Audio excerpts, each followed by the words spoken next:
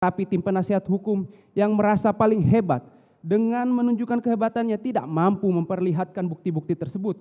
Tim penasihat hukum hanya bermain dengan akal pikirannya agar mencari simpatik masyarakat. Padahal simpati masyarakat itu dapat diperoleh dengan mudah jika terdakwa Putri Chandrawati mampu berkata jujur di hadapan persidangan yang panjang ini.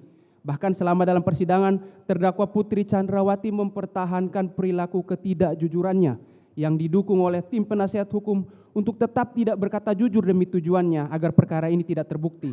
Bahkan keteguhan ketidakjujuran itulah yang dijunjung tinggi oleh tim penasihat hukum terdakwa Putri Chandrawati dan seolah-olah melimpahkan kesalahan kepada korban Nofriansah Yosua Huta Barat yang sudah meninggal dunia karena tertembak akibat dari perbuatan salah satunya terdakwa Putri Chandrawati bersama-sama dengan saudara Ferdy Sambo, saksi Kuat Maruf, saksi Ricky Rizal Wibowo, dan saksi Richard Eliezer Pudiang Lumiu.